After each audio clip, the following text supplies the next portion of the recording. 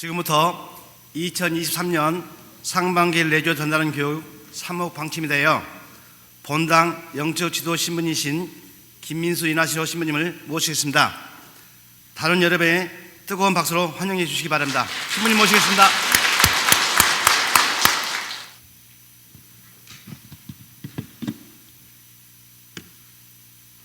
참 예수님, 식사하셨어요? 저도 지금 식사 부랴부랴 하고 내려왔습니다. 네. 이제 식사 후라서 좀 졸음이 오시지 않을까 생각하는데요. 아닌가요? 네, 졸음이 오지 않게 강의를 하겠습니다.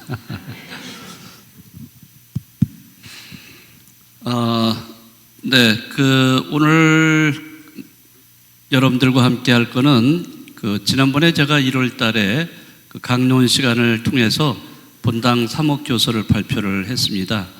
네, 그래서 그 3억 교서를 조금 더 구체적으로 여러분들에게 말씀드리는 그런 시간이 되겠습니다.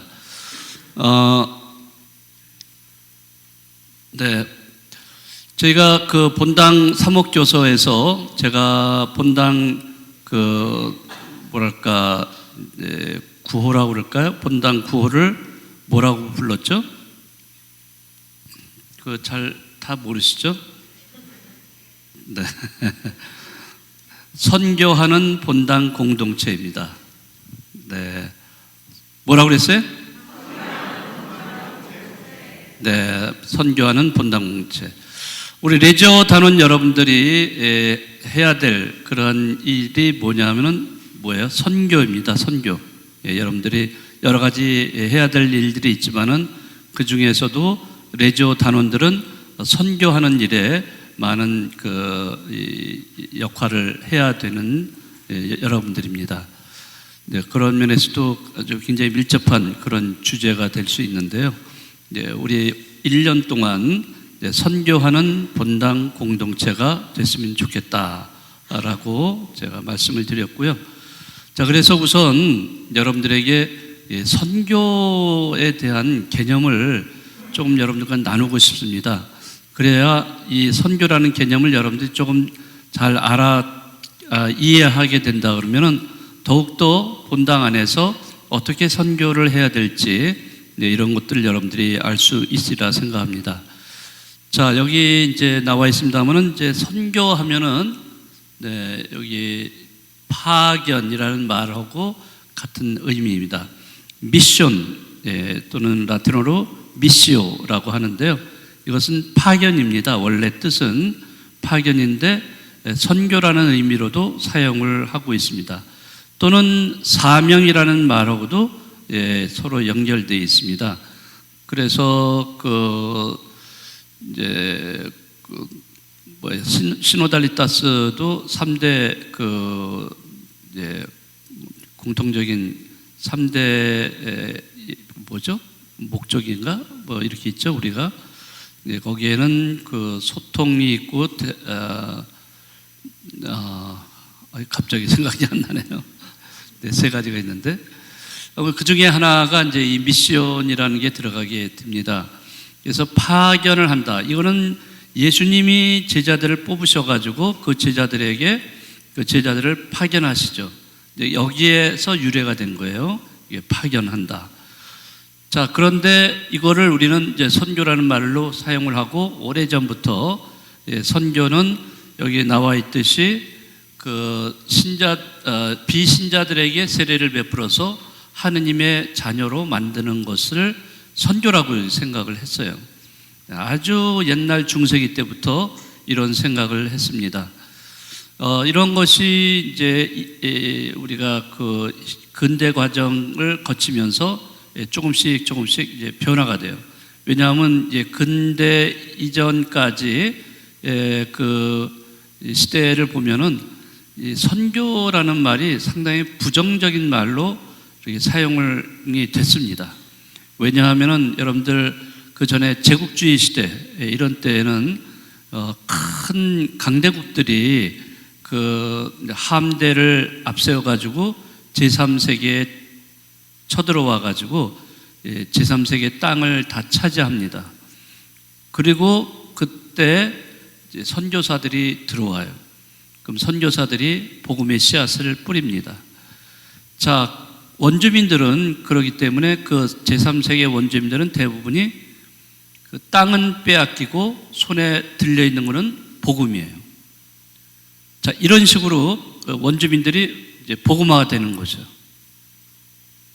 자, 그러니까 선교사들은 그들에게 복음을 갖다 주면서 땅을 뺏고 여러 가지를 빼앗았어요. 그리고 선교사들이 그 원주민들에게 물론 복음을 전하고 또 하느님을 알려주는 역할은 했지만은 그러나 그 이외에도 아주 안 좋은 일들이 상당히 많이 있었어요. 자, 그리고 나서 식민지 시대를 거치면서 이제 거기서 해방이 되고 독립국가가 되고 이러면서 선교라는 말을 제3세계에서는 별로 안 좋아했습니다. 왜냐하면은 전부 다 지배하고 통제하고 그러면서 자기네들이 다 가져갈 거 다 가져가 버리고 그리고 믿으라고 그러고 이러니까 믿음에 대해서 특히 선교사에 대한 인식이 상당히 안 좋았어요.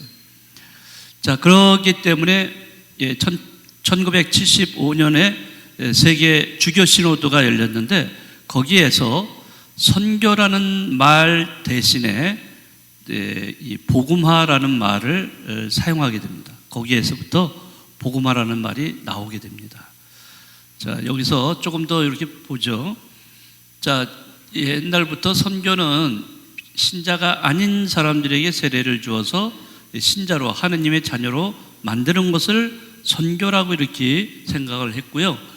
우리가 또 사목이라는 말을 사용을 합니다. 사목은 신자들의 영적 생활을 돌보는 그런 활동입니다. 그래서 여기에는 성사생활, 공동체 생활이 포함되어 있습니다. 이러한 것들이 다 성사생활의 사목에 해당되는 이야기입니다. 사목자는 본당 안에서 신자들의 성사생활을 집행해주고 또 성사를 또 이렇게 계속 이어가는 그러한 역할을 하고 있죠. 그래서 칠성사, 주로 이제 칠성사를 말하고 있고요. 그 성사뿐만 아니라 공동체를 또 이끌어갑니다. 네. 자, 그런 것이 사목이라고 이렇게 얘기를 하고 있죠. 그 다음에 나온 용어가 아까도 말씀드렸듯이 복음화입니다. 복음화. 복음화라는 말이 1975년에 현대 복음선교라는 회칙이 있어요. 1975년에 교황청에서 반포된 회칙입니다. 1975년에 그 책에서 회칙에서 복음화라는 말을 사용을 했어요. 그 단어를 우리 한국교회에서 언제 받아들였는지 아세요? 공식적으로 받아들인 때가 2000년이었습니다. 2000년. 그러면은 1975년에 회칙이 나와서 그 회칙에서 복음화라는 말을 사용했는데 우리나라는 몇 년 후에 받았습니까? 몇 년이죠? 25년밖에 안 됐나요? 네. 아무튼 이렇게 그 오랜 시간이 지나서 그제서야 2000년에 복음화라는 말을 받아들였는데 복음화라는 말을 받아들였음에도 불구하고 잘 몰라요. 복음화가 뭔지. 처음에는 사람들이 고구마 뭐 이러면서 이 용어에 대해서 잘 몰랐습니다. 물론 이제 지금은 조금씩 이제 알아가는 것 같지만은 그래도 잘 몰라요. 네. 자, 이 복음화라는 말은 이 교회의 그 사명의 전체를 포괄하는 말입니다. 그래서 여기에는 선교라는 말도 포함이 되고 사목이라는 말도 포함이 돼요. 그러니까 선교와 사목을 다 어울려서 교회의 전체적인 사명이라는 것에 사용하는 말이 복음화입니다. 그러니까 복음화라는 말은 굉장히 넓은 개념입니다. 자, 그런데 이 복음화를 이제 쭉 교회가 진행을 해오다가 지금 최근에 와서 이제 저 같은 경우는 문화의 복음화를 주창을 해왔습니다. 저는 2000년대부터 지금까지 문화의 복음화를 주창하고 그것을 실천을 해왔어요. 왜냐하면은 복음화를 한다. 그러면 복음화를 어떻게 하느냐 이거죠. 너무 막연하게 이렇게 복음화라는 말을 많이 사용해요. 또 그 최근에 와서는 새로운 복음화라는 말도 사용을 해 왔습니다. 새로운 복음화? 복음화를 어떻게 새롭게 하느냐? 이런 걸 굉장히 추상적으로만 얘기를 자꾸 해 왔기 때문에 구체적으로 그 새로운 복음화라는 말도 잘 사람들이 알지를 못해요. 그래서 좀 저는 답답하다는 생각이 좀 들었습니다. 그래서 구체적으로 이 문화의 복음화를 얘기를 했던 거죠. 문화라는 것은 다름이 아니라 우리 삶의 방식이에요. 우리가 살아가는 모든 삶의 방식이 다 문화예요. 모든 게 다 문화로 이루어져 있습니다. 문화가 아닌 것은 자연이겠죠. 자연. 요새 나는 자연인이다 이런 프로그램 있죠. 그 자연인이다라는 프로그램 저도 무척 많이 보고 있는데요. 봐도 재밌어요. 아주 봐도 재밌고 보고 또 보고 뭐 이러면서 재미있는데, 왜냐하면 자연에 이렇게 있다 보니까 아주 뭔가 마음이 포근해. 그런 보고 있으면요. 자, 그런데 자연인이 정말 자연인이냐? 아니에요. 그 자연인도 가만히 보면요, 문명을 즐기고 있습니다. 그 산속에서도. 뭐 라디오도 틀어놓기도 하고, 또는 뭐 태양광 이렇게 해서 뭐 사용도 하고, 불도 들어오게 하고, 뭐 여러 가지를 그 문명을 사용을 하고 있는 것을 보게 돼요. 그러니까 완전 자연이 될 수가 없는 거예요. 이 세상에 살아있는 사람들은 완전 자연인이란 있을 수가 없어요. 그래서 우리는 이 문명, 이 문화 속에 살고 있습니다. 그래서 이 모든 것, 내가 먹고 마시고 즐기고 또 뭐 하는 것 자체가 다 움직이는 모든 게 다 문화예요. 그래서 문화를 우리는 소비를 하고 있습니다. 그래서 지금 우리 사회는 소비 사회라고도 이렇게 얘기를 하고 있어요. 아무튼 우리는 문화 속에 살고 있기 때문에 그 문화를 복음화해야 된다, 이런 의미입니다. 그러니까 구체적인 그런 것이 이제 틀이 잡히죠. 그래서 문화를 이를 통해서 또는 문화와 함께 문화에 의해서 복음화돼야 된다, 이런 말씀을 제가 이렇게 이론적으로 이렇게 전개를 해왔습니다. 아무튼 복음화라는 것은 교회 전체 사명을 얘기를 하고 있고요. 복음적인 삶으로 인도하는 모든 활동에 다 복음화라고 이야기할 수가 있습니다. 우선 선교에 대한 더 정확한 이해를 좀 생각을 해보겠습니다. 기존에 우리가 지금까지 이렇게 생각해왔던 선교라는 것이 여기에 나타나 있습니다. 요 제2차 바티칸 공의회에서 나온 회칙인데요. 선교 교령이라는 게 있어요. 이 선교 교령이 65년도에 나왔는데 거기 6항에 보면은 이렇게 선교를 이야기하고 있습니다. 한번 읽어볼까요? 시작.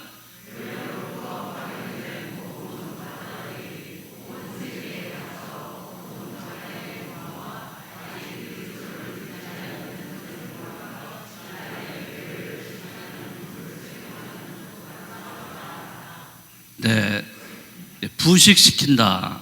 이거는 무슨 얘기냐면요. 유럽에서 이제 그리스도교 국가 아니에요. 거기에 있는 선교사들이 다 제3세계에 가가지고 복음의 씨앗을 퍼뜨렸단 말이죠. 거기 가가지고 그러니까 복음을 이식시키는 거예요. 그러니까 유럽에 있는 복음이라는 나무를 이제 가져다가 제3세계 땅에다가 심으는 거예요. 땅을. 이제 그런 거를 말하고 있는 겁니다. 이렇게 해서 교회를 부식시키는, 그러니까 그리스도를 믿지 않는 그런 집단 국가의 교회를 부식시키는 이런 역할을 수행하는 것이 선교다라고 이렇게 규정을 지었어요. 이 선교의 개념에 보면은 이런 선교는 이렇게 얘기할 수 있어요. 이런 교회론적인 신학의 의미가 상당히 강하게 교회라는 입장에서 바라본 선교를 이야기하고 있고, 교회 확장, 어떻게 하면 교세를 확장시킨다. 그러니까 다시 말하자면 신자를 많이 만들어내는 거, 이게 선교가 되는 거예요. 선교. 선교는 세례를 주어서 신자를 많이 만들어내는 거, 그리고 또 호교론적인 의미, 이런 것이 이런 기존의 선교 개념에 들어가 있는 거예요. 그러니까 이 오랫동안 사용해왔던 선교에는 일방적인 그런 선교 내용이 들어있는 거죠. 자, 그래서 선교가 많은 사람들에게 상당히 부정적으로 인식이 됐습니다. 식민주의와 연계가 되면서, 아까 이거는 제가 말씀을 드린 건데요. 그 다음에 해방되고 독립되고 나서도 자체적으로 그리스도교를 이렇게 들여왔지만은, 그러나 그 그리스도교가 토착화가 되지 않은 상태에서 그냥 들여온 거예요. 자, 그러니까 잘 맞지를 않는 거죠. 그들이 입는 옷에 우리가 맞지가 않는 거죠. 자, 그래서 이런 기존의 선교의 문제가 이렇게 두드러지게 됩니다. 자, 그래서 선교 개념이 이제 변화가 돼요. 그래서 기존에 있는 선교는 상당히 전통적인 선교 의식인데, 이러한 전통적인 선교 의식, 즉 하느님 자녀로 세례를 줘서 만들어내는 그런 것으로만 선교를 생각하다 보니까 그런 선교는 내면적이에요. 굉장히 내면적이고 개인적이고 양적인 차원을 포함하고 있습니다. 그러니까 그래서 우리 종교, 이 그리스도교 신자들이 보면은 신앙생활을 한다고 하는 것이 어떤 거냐? 신앙생활은 우리가 미사 참여하고 또 묵주기도 하고 또 뭐 성경 읽고 이런 거, 요 정도를 가지고 우리가 신앙생활을 한다고 이렇게 얘기를 합니다. 근데 그게 전부 다 신앙생활일까요? 아닌가요? 어떻게, 맞아요? 아니에요? 물론 뭐 제가 틀린 말은 아니에요. 그런 정도도 다 신앙생활이에요. 미사 참여하는 것도 신앙생활이고, 우리가 묵주기도 바치는 것도 신앙생활이고, 또 성경 읽는 것도 그래요. 다 해야 될 일이죠. 그러나 그러한 신앙생활은 내면적인 거예요. 내면적이고 자기 개인적인 차원이에요. 개인적인, 하느님과 나만의 관계 속에서만 신앙생활을 하는 거예요. 그런데 우리 신앙생활이라는 것은 그것으로 끝나는 건 아니죠. 누가 또 있죠? 예? 이웃이 있죠. 네, 이웃이 있어요. 우리는 사람들하고 같이 살아갑니다. 공동체 생활을 하고 같이 살아가요. 그러면은 우리 신앙도 내면적이고 또 개인적인 이런 차원도 필요하지만, 같이 살아가는 이 사회적인 차원도 있어요. 이런 사회적인 차원, 사회 안에서 우리가 살아가고 있잖아요. 근데 우리는 사회는 완전히 단절시켜버리고 오로지 성당에 와서 미사 참여하고, 내가 개인적으로 묵주기도 열심히 바치고, 또 뭐 어떤 본당 안에서 활동하고 뭐 이런 정도, 그 정도만 가지고 나는 신앙인이다 라고 이렇게 생각하는 경향이 많다는 거죠. 근데 그게 전부 다가 아니라 그거는 반쪽의 신앙입니다. 반쪽짜리 신앙. 온전한 신앙을 하려면 나를 둘러싼 모든 세계를 다 함께 포함을 시켜야 돼요. 자, 그래서 전통적인 이런 선교 의식을 통해서는 너무 일방향이고 하나의 온전한 신앙의 모습이 될 수 없다라고 해서, 그러면 어떻게 되느냐? 자, 새로운 선교 의식이 싹 터서 이제 개인적인 차원뿐만 아니라 삶의 질에 관한 것, 인권 문제, 환경 문제, 민족 화해 등 사회적이고 구조적인 차원까지도 이제 포함을 하게 되는 겁니다. 사회가 변화가 되지 않는다면은 우리 신앙생활은 굉장히 어떤 반쪽짜리 신앙생활밖에 될 수가 없어요. 물론 그렇다 해서 꼭 사회를 다 우리 힘으로 변화시켜야 된다 이런 건 아니에요. 그러나 사회적인 차원이 있어요. 네? 이거는 왜냐? 이웃이 있기 때문에 그렇습니다. 우리가 십자가를 생각해 보세요. 십자가는 자 위에서 아래로의 수직이 있죠. 그 다음에 또 뭐가 있어요? 옆으로 또 좌우로의 수평 관계가 있어요. 우리가 온전한 신앙생활은 바로 예수님이 보여주셨던 십자가 그거예요. 여기 우리 십자가 크게 이렇게 놓여 있는데 그 십자가의 의미라는 것은 수직적인 차원과 수평적인 차원이 만나는 거예요. 그게 십자가입니다. 그러니까 수직적인 차원은 하느님과 나와의 관계지만은 그것으로 끝나는 게 아니라 신앙생활은 좌우 관계, 즉 서로 이웃과의 관계가 또 존재한다는 거죠. 그래서 자 하느님과 우리가 사랑의 관계가 되는 것은 그것이 곧 뭘로 나타나야 돼요? 네? 하느님 사랑이 뭘로 나타나야 돼요? 무슨 사랑? 이웃 사랑으로 나타나야죠. 그래야 완전한 사랑이 될 수 있어요. 근데 하느님 사랑만 오로지 이것만 생각하고 이웃 사랑은 생각하지 않는다. 하느님하고 잘 이렇게 열심히 기도하고 하느님 말씀을 잘 듣는 것 같은데 이웃 사람, 옆에 있는 사람은 엄청나게 미워하고 저놈 좀 없어져 버렸으면 좋겠어. 욕을 해대고 막 싸우고 자 이렇게 관계가 되고 용서도 안 하고 막 이렇게 한다. 그러면은 하느님 사랑 제대로 이웃 사랑으로 되는 겁니까? 아니죠. 예수님도 말씀하셨잖아요. 예수님 그 모든 계명을 다 뭐였어요? 다 요약을 하면은 하느님 사랑과 뭐예요? 이웃 사랑이라고 했죠. 그러니까 이 하느님 사랑이 이웃 사랑으로 나타나야 우리가 믿는 십자가가 형성이 되는 겁니다.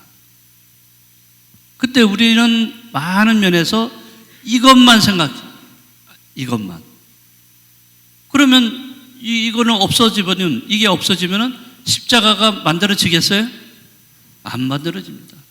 다시 말하자면 이것만 생각하는 사람은요 십자가 없는 신앙을 추구하는 사람들이에요. 그거는 온전한 신앙인이 아니죠. 물론 열심히 매일 미사 나오고 내가 매일같이 묵주기도 바치고 좋죠. 참 잘하는 겁니다. 좋은 거지만은 그러나 그 좋은 신심이 이웃과의 관계에서 제대로 나타나지 않으면은 그건 아무런 소용이 없어. 뭐 백날 천날 맨날치 묵주기도 바치고 맨날치 20단씩 바친다 해도 소용이 없는 거예요. 옆에 아픈 사람이 있고 고통받는 사람이 있으면은 내가 가서 멀리서 그냥 아유 정말 불쌍하다, 아유 너무 불쌍해 이렇게 하는 게 아니라 찾아가서 정말 그 사람과 공감을 나누고 그 사람을 위로해주고 상처가 있으면 상처를 보듬어주고 함께 나눌 게 있으면 나누고 이래야 된다는 거죠. 근데 우리가 그런 것이 좀 어느 면에서는 좀 부족해요. 그래서 신앙생활을 너무 개인적인 차원에서만 신앙생활하면 다 된다 하는 식으로 이렇게 생각하시는 분들이 많습니다. 그러니까 그렇게 되면은 온전한 신앙을 갖지 못하는 그런 모습으로 드러나게 된다는 거죠. 자, 그래서 여기서 말하는 것은 이런 그 인권이나 환경이라든지 또 민족화해라든지 이런 문제들은 사회적인 문제인데 그거는 내가 여러 사람들과 같이 살아가는 거예요. 그러니까 나도 여기에 속해 있는 거기 때문에 여기서 다 행복하게 살아야 될 거 아니에요. 누가 정말 누구의 그 인간 존엄성, 우리가 존엄성을 다 갖고 있잖아요. 어떤 옆에 있는 사람이 그 존엄성이 유린되고 있는데 존엄성 때문에 존엄성을 인정받지 못하고 고통을 받고 있는 이런 사람들이 있는데 그 사람들을 외면해 버린다. 예를 들어서 지금 우리 교황님 같은 경우 여러분들이 너무나 잘 아시죠. 교황님이 프란치스코 교황님이 교황님으로 등극을 한 후에 즉각적으로 한 첫 번째 일이 뭐였어요? 기억나세요? 교황님이 어디로 가셨어요? 저기 이태리 그 어디에요? 그 섬 있는데 거기 그 난민촌에 가셨어요. 난민촌에 가셔가지고 난민들을 만나신 것이 첫 번째 교황님으로 되신 다음에 하신 일이었습니다. 그건 무슨 얘기냐면은 난민들, 그 자기 땅에서 살지 못하고 어쩔 수 없이 자기 고향을 떠나서 이렇게 돌아다니는 사람들, 어쩔 수 없이 떠돌아다니는 사람들, 그런 사람들이 천막을 치고 거기서 가족들이 아주 어렵게 고통을 겪으면서 살아가고 있는 이런 사람들, 이웃이라는 거죠. 이웃이에요. 그 이웃을 만나러 가신 거예요. 바로 이웃 안에 있는 그 하느님을 만나러 가신 거예요. 거기 이웃에 하느님이 계시거든요. 하느님을 만나는 거죠. 자, 여러분들이 너무 잘 아시고 있는 이태석 신부님 같은 경우, 이태석 신부님 그분 이제 돌아가셨지만 사실 그 남수단에 살아 계셔요. 뭐가? 정신이 살아 있습니다. 이태석 신부님의 정신이. 자, 그 먼 데를 왜 그 의사이면서 수사님이시고 다 그런 분인데 왜 그 정말 전쟁 중에 있고 가난 속에 살고 있는 거기에 왜 일부러 가셨어요? 아니 여기 국내에도 어려운 사람들 많은데 왜 거기 그 먼 데를 가가지고 생고생을 하면서 거기서 의사로서 활동하시고 애들 가르치고 이러면서 왜 사셨어요? 자기가 병에 걸렸음에도 불구하고 계속 그럼에도 불구하고 거기를 도와주는 역할을 했어요. 왜? 그 사람들도 수천 리 떨어져 있는 곳이라도 그 사람들이 나의 뭐가 되는 거예요? 이웃이 되기 때문에 그렇습니다. 이웃이라는 것은 어떤 국가의 경계선 이런 것도 없어요. 그런 거 없습니다. 그러니까 우리가 그런 것을 생각할 때 내 옆에 누군가가 있다는 거, 그 사회 안에서 우리가 함께 그런 이웃들과 함께 살고 있는 거 아니에요. 그런데 우리가 이웃이 여러 가지 모양으로 고통당하고 있는데 그 이웃을 우리가 외면한다. 그러면 우리만 잘 먹고 잘 살고 뭐 신앙생활 한다? 그러면 그 신앙은 반쪽짜리가 되는 겁니다. 물론 뭐 일일이 다 우리가 아픈 사람들, 고통당하고 어려움을 겪는 사람들을 죄다 뭐 찾아다니고 그렇게 하기는 참 어렵겠지만은, 그러나 내 주변에 그런 사람들이 있다는 걸 알고 또 그렇다면은 내가 외면하지 말고 무관심으로 있지 말고 다가가야 돼요. 착한 사마리아 사람이 돼야 된다는 거죠. 자, 그런 면에서 이 선교라는 말이 이제는 새로운 의미로 이렇게 변화가 됩니다. 자, 그리고 아까도 말씀드렸듯이 그 복음화라는 용어가 등장을 해서 이런 새로운 선교 의식까지도 다 포괄하는 그런 단어가 되죠. 자, 그래서 여기서 현대 복음 선교 1975년에 나온 아까 말씀드린 이 회칙의 부분적인 선교 활동을 선교라고 이렇게 부르고 있습니다. 그래서 선교가 사실은 이제 어떻게 보면 이제 활동을 한다. 우리가 하느님 말씀을 선포하는 여러 가지 활동을 선교라는 말로 이렇게 표현을 합니다. 자, 그렇지만은 이제 오늘날에 꼭 그렇게 구분을 잘 안 하는 경우도 있어요. 뭐 이렇게 같이 혼용을 해서 선교라고 말을 하다가도 어느 때는 복음화라는 말도 사용도 하고 조금 혼용해서 하는 경우도 있습니다. 자, 이제 좀 더 구체적으로 선교와 사목의 관계에 대해서 여러분들에게 좀 말씀을 드리겠습니다. 자, 과거에는 어떻게 생각을 했는가? 과거에는 자, 여기 사목은 교회 안에서 하는 행위를, 사목자가 하는 행위를 사목이라고 그랬어요. 교회 안에 요 울타리 딱 치면 우리 요 교회 안에서만 이제 사목자가 하는 행위를 사목이라는 말로 이렇게 했습니다. 자, 그러면은 밖으로 나가면은 이제 그거는 선교예요. 밖에서 행해지는 것들은 다 복음을 선포하는 것은 선교라고 이렇게 표현을 했어요. 이게 이제 과거의 선교와 사목의 관계입니다. 자, 이럴 때는 선교가 따로 있고 사목이 따로 있습니다.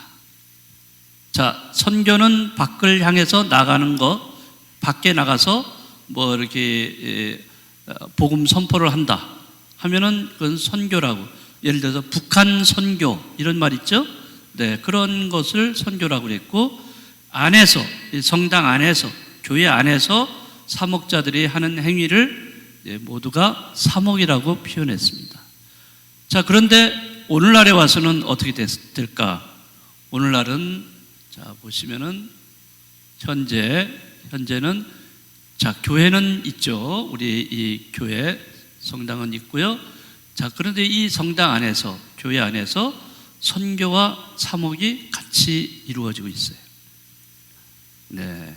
그리고 밖을 향해서도 자, 선교와 사목을 같이 합니다. 같이 해요. 이제는 구별이 없어졌어요. 선교라고 했던 것을 우리는 사목자가 이제 선교하면서 사목을 하고 있어요. 예를 들어서 그 해외 선교를 담당하는 선교회가 있어요, 따로. 그래서 선교사들, 이제 메리놀이라든지 또 어디예요? 또 갑자기 생각 안 나네. 뭐 이런 메리놀 수도회 이런 데 가서 보면은 해외 선교사들, 그분들이 다 외국에서 우리나라에 들어왔고 우리나라에서 본부를 두고서 또 다른 나라에 가서도 선교하고 이제 그런데요. 그분들이 요즘에 와서 뭘 하냐면 그 북한 북한 사목 선교라고 했는데 그분들이 통일 사목을 하고 있어요. 통일 사목. 아니 선교사들인데 선교사들이 통일 사목을 하고 있어요. 네. 그러니까 좀 희한하죠. 선교를 해야 될 분들이 이제 사목을 한다는 거죠. 예? 그러니까 이제는 선교라는 말과 사목이라는 말이 서로 혼용이 되고 있다는 겁니다. 이제 명확하게 그 경계선을 긋기가 어려운 때가 됐다는 것이죠. 그러니까 우리 본당에서도요, 본당 공동체 안에서도 우리가 사목은 해왔지만은 선교도 같이 하는 거예요. 예? 사목자가 선교도 이제 하게 되는 겁니다. 그래서 저는 오래전부터 이제는 해외 선교사들만 해외 선교를 하는 게 아니다. 우리 본당도 해외 선교를 해야 된다. 이런 얘기를 많이 해왔습니다. 이제 본당에서 우리 이 본당에서만 우리끼리만 우리 요 양떼만 가지고 사목을 하는 그런 것이 아니고 이제는 세계화 됐잖아요. 어디든지 우리가 마음만 먹으면 갈 수 있어요. 예? 자, 그러니까 이제 본당도 이젠 나가야 돼. 밖을 향해서 나가야 됩니다. 예? 우리 울타리 딱 쳐놓고 우리끼리만 신앙생활하는 이런 거. 밖은 어떻게 되든 말든 우리끼리만 하는. 이거는 아니죠. 이제는 시대가 달라졌어요. 이제 우리끼리만 잘 먹고 잘 사는 이런 사목, 이런 신앙생활은 이런 옛날 거예요, 옛날. 이제는 여러분들이 밖을 향하셔야 돼요. 자, 여러분들, 프란시스코 교황님이 그 교황님 되신 이후에 얼마 안 돼서 그런 말을 하셨어요. 교회는 이제부터는 야전병원이 돼야 된다. 이런 말씀하셨어요. 야전병원. 야전병이라는 것 여러분들 생각해 보세요. 야전병원이 존재하는 곳은 어떤 상황에서요? 전쟁이 일어난 상황에서입니다. 전쟁이 일어난 상황에서 병원에 있지 말고, 병원에 가만히 있지 말고, 환자들이 오면은 받는 그런 병원에 가만히 있지 말고, 자, 가지고 모든 의약품 가지고 밖을 나가라 이거예요. 전쟁터로 가서 거기서 천막 치고 야전병원을 만들어서 거기서 막 전쟁터에서 죽어가는 사람, 어디 다친 사람들 거기에서 나가서 치료를 해줘라 이거죠. 자, 프란치스코 교황님이 그렇게 초기부터 그런 말씀을 하셨습니다. 이제는 본당 공동체는 우리 여기만 너무 우리끼리만 하는 이러한 이 울타리 안에서만의 사목으로만 끝나지 않아야 돼요. 나가야 됩니다. 물론 우리 안에서도 참 여러 가지 그런 어떤 여력이 있는지 없는지 또 그러한 또 그런 거를 우리가 체크는 해야 되겠죠. 물론 그렇지만은 우리가 지향을 그렇게 둬야 돼요. 우리 신앙생활을 하면서도 그러한 지향을 두고서 신앙생활을 해야 됩니다. 우리끼리만의 신앙생활은 이제 옛날 이야기입니다. 네, 그러니까 이 바깥으로, 그러니까 여기 지역 사회로 나가야 돼요. 예? 근데 어떻게 나가느냐? 여러 가지 방법이 있습니다. 예, 근데 그것만 해야 되느냐? 그런 건 아니죠. 우리 안에서 사목도 잘 하고 또 그러면서도 밖을 향해서 나가는 선교 이런 것도 해야 된다는 것을 말씀을 드립니다. 선교적인 교회. 그래서 이제 제가 여기다가 붙인 것은 선교적인 교회다. 교회는 선교적인 교회가 되어야 된다. 자, 복음화 실천인 선교와 사목인데요. 선교하지 않으면 신앙은 자기 만족에 불과하다. 프란치스코 교황님이 얼마 전에 이거 말씀하신 거예요. 자, 얼마 전에 선교하지 않으면 신앙은 자기 만족에 불과하다. 선교, 밖을 나가야 됩니다. 밖을 나가야 돼요. 밖을 나간다는 게 물론 이 성당에서는 울타리를 벗어서 지역사회로 나가라는 뜻이고요. 이제 우리가 개인적으로는 이제 우리 내면의 이 신앙, 개인적인 신앙에서 나가야 된다는 거죠. 사회를 향해서 그런 거를 말씀을 드리는 겁니다. 자, 그리고 선교는 양적인 선교보다 질적인 선교로 나가야 된다. 이제 양적인 선교는 어떻게 하면 신자로 많이 만들어낼까? 이제 이게 양적인 선교였다면은 질적인 선교는 어떻게 하면 제대로 신앙생활을 할 수 있는가? 내가 하느님의 자녀답게 신앙생활을 어떻게 하면 할 수 있는가? 이런 문제를 가지고 고민하라는 거예요. 이게 질적인 사목이에요. 질적인 선교입니다. 우리는 질적인 선교는 싹 빼고 그저 어떻게 하면 신자를 많이 만들어내고 세례를 많이 줄까? 여기에만 너무 급급해 하는 거죠. 이미 우리 한국 교회는 오랫동안 그렇게 해왔어요. 양적인 선교에 상당히 매달려 왔습니다. 그런 결과 지금은 거의 600만 명 가까이 한 천주교 신자가 됐어요. 물론 다 허수예요, 허수. 허수입니다. 지금 제대로 이제 코로나 지나면서 지금 제대로 나오는 사람들이요, 한 12% 그 정도? 얼마 안 돼요.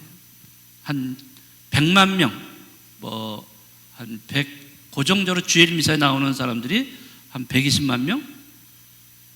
그 정도밖에 안 돼요.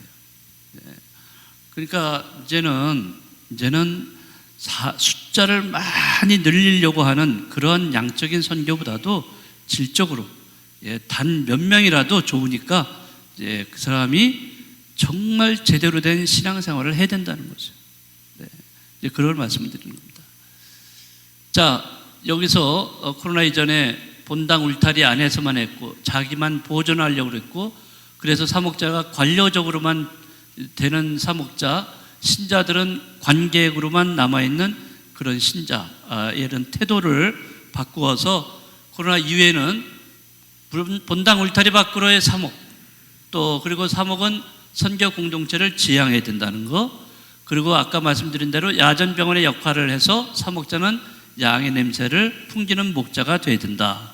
그리고 지역사회와 다양한 형태의 소통과 교류가 필요하다. 자, 이렇게 여러분들에게 말씀드리고 싶습니다. 네, 이제 이 선교적인 교회에 대해서 말씀드렸는데, 여기서 대표적인 사목이 제가 여기 와서 이제 느낀 거는 지역사회가 1인 가구 청년들이 너무나 많다는 걸 보게 됐고, 이 청년들을 우리가 뭐 선교를 해가지고 우리 신자로 만들어야 된다, 이거를 말씀드리는 거 아니에요. 그 사람들을 신자로 만드는 것이 목적이 아닙니다. 그들을 어떻게 하면 우리가 그들을 돌볼 수 있을까? 네, 그런 차원에서 접근하는 거예요. 저는 그렇기 때문에 그런 1인 가구 청년들을 돌본다는 거죠. 돌봄과 나눔을 그들과 함께 해야 된다. 지금 이제 서울시에서도 그 1인 가구 청년들에 대한 통계 조사를 많이 했어요. 나온 통계를 보면은 청년들이요, 그 혼자 사니까 그 문제가 여러 가지가 있어요. 그런데 그 중에서 한 40% 이상이 외로움을 느낀다는 거죠. 그리고 우울증을 이렇게 겪고 있는 그런 청년들이 이렇게 많이 있다는 거죠. 혼자 사니까, 부모하고 떨어져서 이렇게 살다 보니까, 네, 자기가 뭐 신나게 혼자 사니까 재밌겠죠, 어떤 때는. 그러나 또 어떤 때는 네, 이렇게 외로움을 느끼고 또 아플 때도 있잖아요. 그럼 더 힘든 거죠. 그리고 우울증을 겪는 이런 청년들이 이게 굉장히 보이지 않게 굉장히 많다는 거죠. 우리 지역사회에 지금 오피스텔이 얼마나 많이 있어요. 청년 주택, LH공사가 정책적으로 다 땅을 사가지고 엄청나게 지금 짓고 있습니다. 이 주변에 어마어마한 청년들이 지금 몰려 들어오고 있고, 여러분들이 다 경험하시지만은 여기 근처를 지나가다 보면 다 청년들이에요. 예, 청년들이 술 마시고 뭐 카페에서 커피 마시고 음식점에서 식사하고 뭐 전부 다 그렇습니다. 자, 그런데 그 청년들에게는 돌봄이 필요하다는 거예요. 여러 가지 모양으로 돌봄이 필요해요. 그래서 저희 본당에서 네, 조금 그런 것을 어떻게 하면 할 수 있을까? 그들에게 이 성당 문을 좀 개방을 해서 성당에 좀 들어와서 그들의 쉼터가 여기가 되지면 좋지 않을까? 왜냐하면 저희가 이 휴게실이 미사 전후로 해서만 사람들이 들락날락 할 뿐이지, 그 이외의 시간은 다 불이 꺼져 있고 깜깜하게 하루 종일 있습니다. 밖에는 다 그 조그만 데서 장사하는데 뭐 이렇게 다 공간이 좁아요. 청년들이 들어가서 마음껏 이렇게 쉴 수 있는 공간이 별로 없어요. 근데 우리는 지금 이게 이 공간이 텅 비어 있어요. 하루 종일 비어 있어요. 얼마나 아까워요. 그래서 그거에 착안을 해서 이번에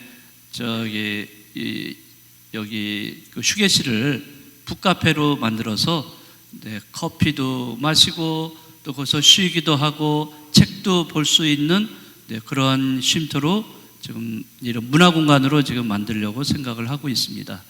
그래서 이 문화 공간은 청년들만, 외부에서 들어오는 청년들만이 아니고 우리도 신자분들도 서로 모여서 거기서 커피도 마시고 이야기도 나눌 수 있는 친교의 그런 공간이 되면 좋겠고요.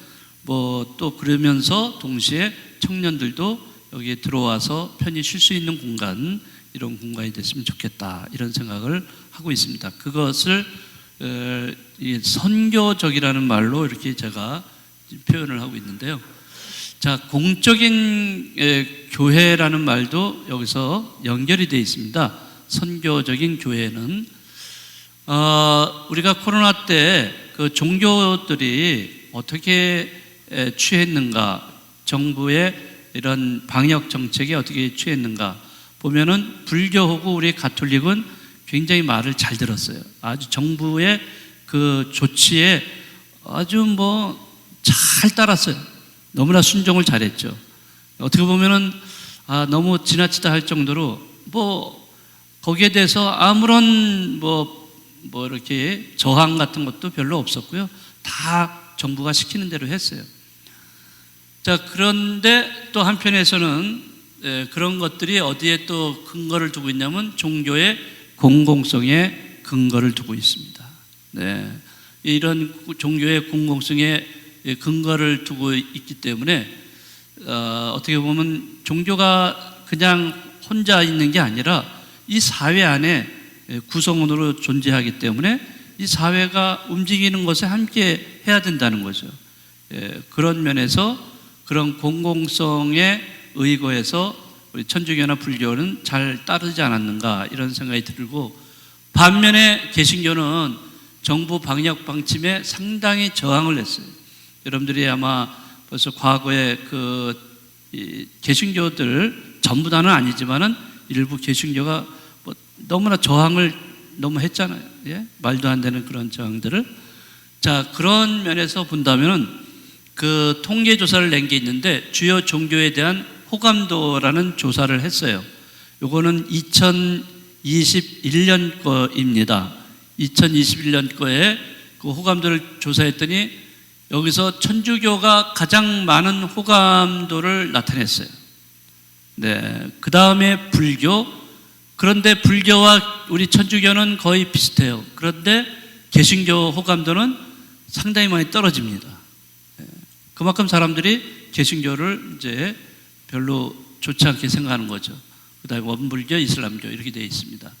그래서 종교의 공공성 또는 본당 공동체의 공공성이라는 말도 우리가 이것을 우리가 받아들여야 됩니다. 이해하고요.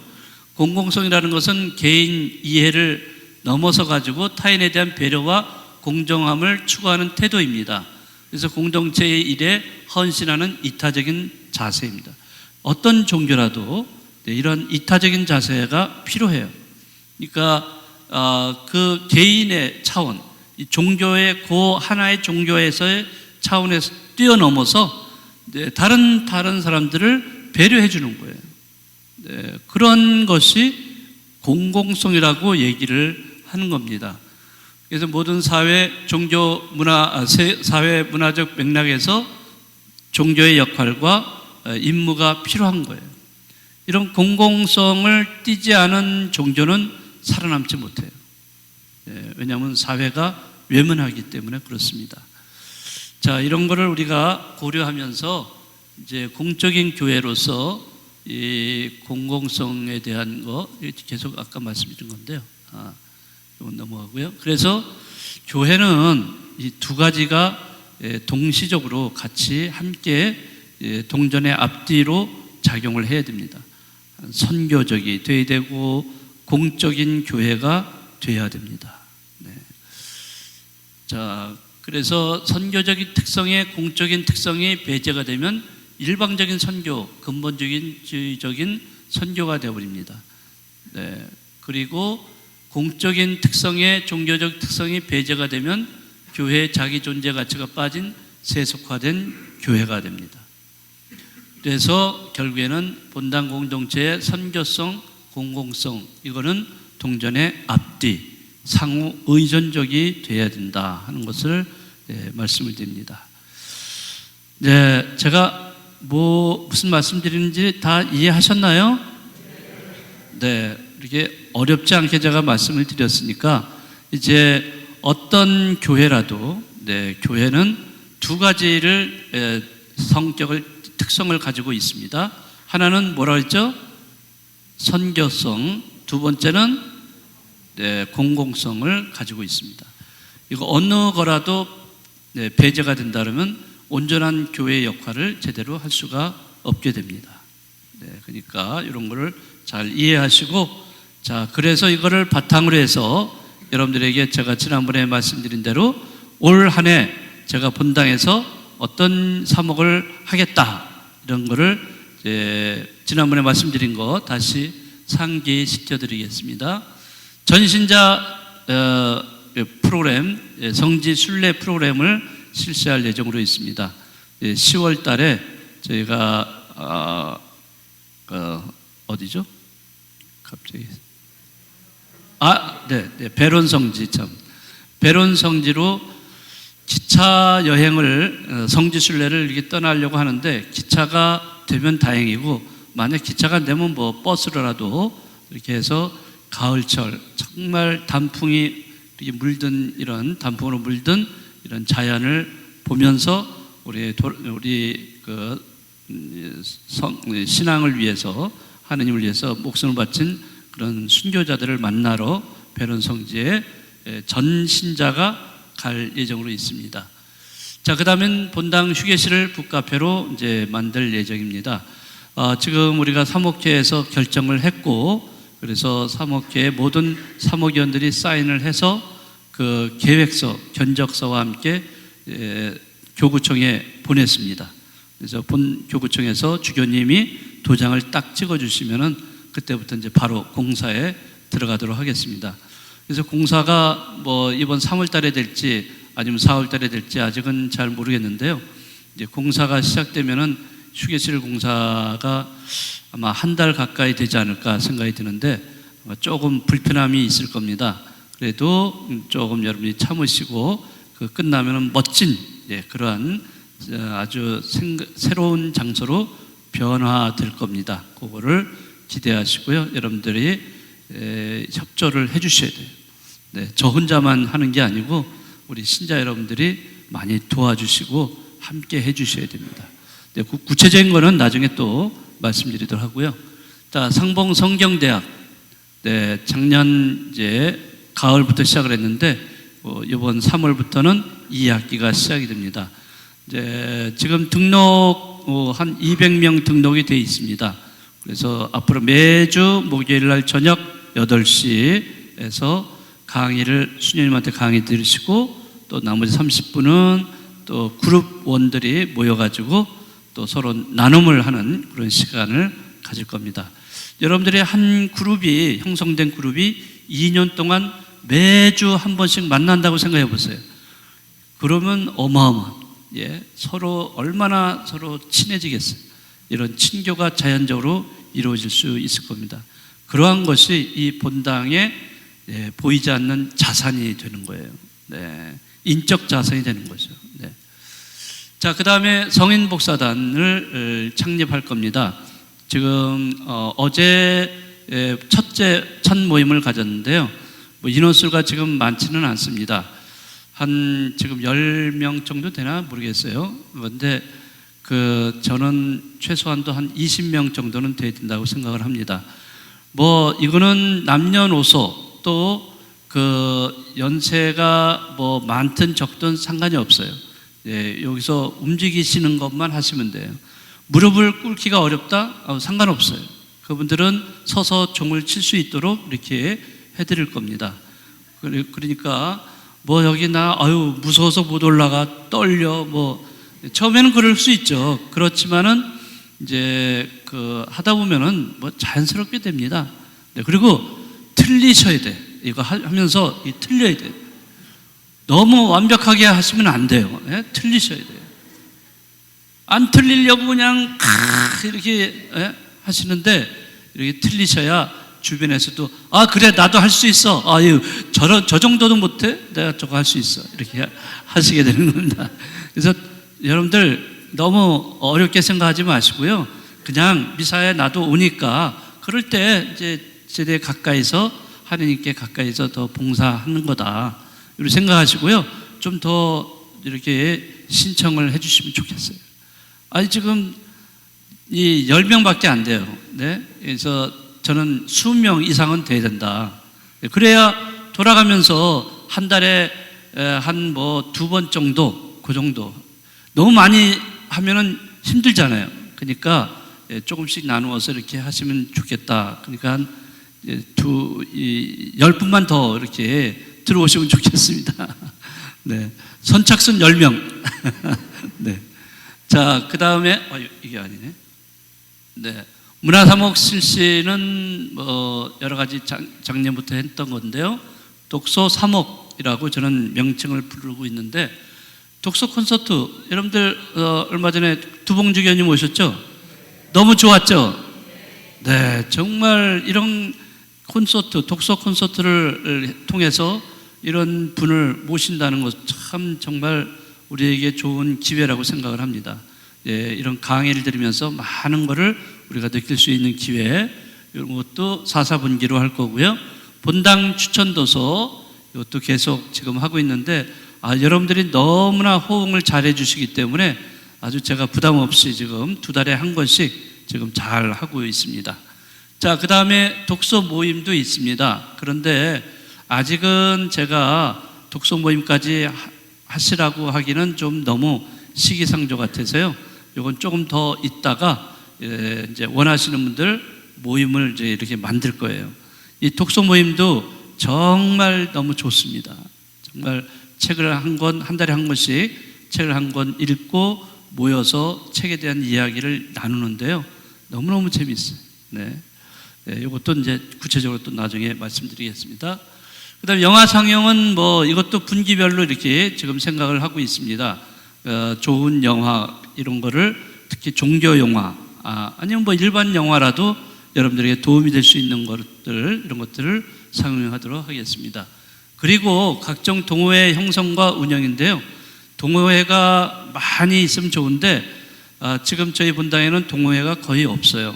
네, 그래서 올해는 한두 개 정도 이렇게 만들면 좋겠다 생각을 하고 있습니다. 특별히 저희 지역이 사통팔달이라서 네, 우리가 어디든지 가고 싶은 대로 갈 수가 있죠. 네, 특히 지하철 같은 경우는 네, 지공도사들 많죠. 네, 같이 돈 안 들이고 네, 갈 수 있는 이런 뭐 가까운데 뭐 먼데 뭐 꼭 가야 됩니까? 가까운데도 이렇게 좋은 데 많으니까 같이 한 달에 한 번 정도 이렇게 가면 어떨까 이런 생각도 들고요. 어느 때는 뭐 연극도 보러 가고 어느 때는 영화도 보러 가고 뭐 이렇게 다양하게 짜서 즐거운 신앙생활을 할 수 있지 않을까 생각합니다. 좋으세요? 벌써부터 마음이 들뜨신 것 같아요. 이거. 자, 그 다음에 이제 생태 환경 운동. 네, 이거는 이제 저희가 사목회 안에 환경 분과가 따로 없었어요. 그래서 이제 올해부터 환경 생면 분과를 만들었습니다. 그래서 여기에서 분과장님과 또 다른 분들이 함께해서 이제는 우리 본당도 네, 뭔가 환경 운동을 좀 해야 되지 않을까. 전체 신자들이 동참하는 그런 환경 운동을 벌일까 합니다. 이것도 이제 구체적인 거는 또 말씀을 드리도록 하겠습니다. 어려운 이웃과 소통과 나눔, 이거는 뭐 여러분들이 잘 그동안 해 오셨어요. 특히 저희 본당에는 네, 그 사회사목분과 안에 소속되어 있는 빈첸시오가 있습니다. 빈첸시오가 상당히 많은 활약을 잘 하고 있습니다. 어려운 분들을 또 많이 도와주고 있는 입장이고요. 네, 올해는 더욱더 어려운 분들을 발굴해내서 더 많은 도움과 또 여러 가지 그런 역할을 할 수 있도록 그렇게 할 생각입니다. 자, 그리고 마지막으로 주일학교 청년 사목의 활성화를 꾀하도록 하겠습니다. 저희 본당에는 우리 최석수 보좌시부님이 아주 재미있게 즐겁게 열성적으로 사목을 하고 계세요. 우리 보좌시부님은요, 이 코로나 신부님이에요. 그때 코로나가 딱 시작되면서 서품을 받았어요.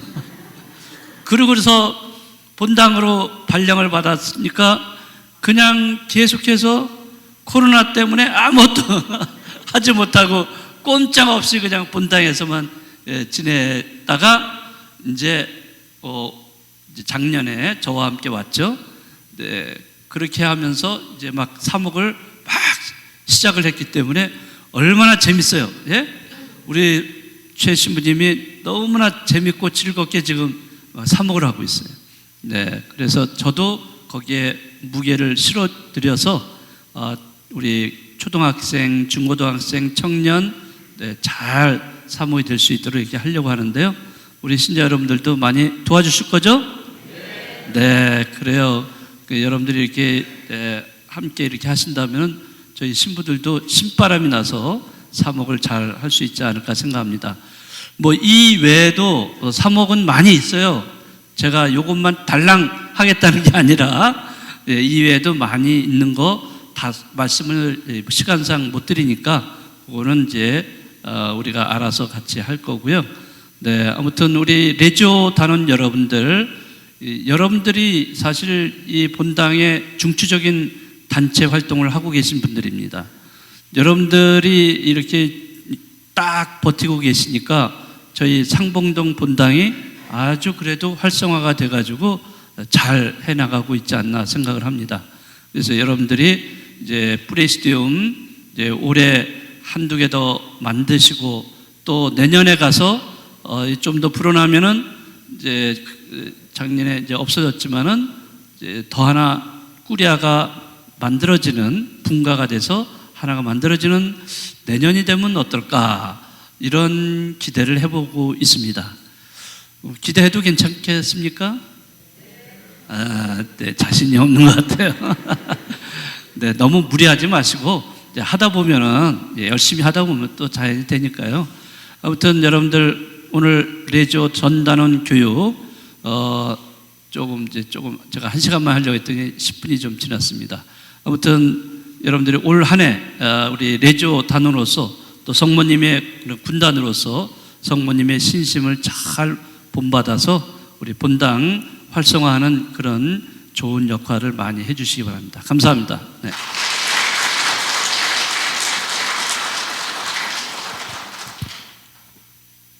강복 안 해도 됩니까? 강복. 네, 모두 일어나 주십시오. 성부와 성자와 성령의 이름으로 주님께서 여러분과 함께 전능하신 천주 성부와 성자와 성령께서는 우리 모두에게 강복하소서. 성부와 성자와 성령의 이름으로 아멘.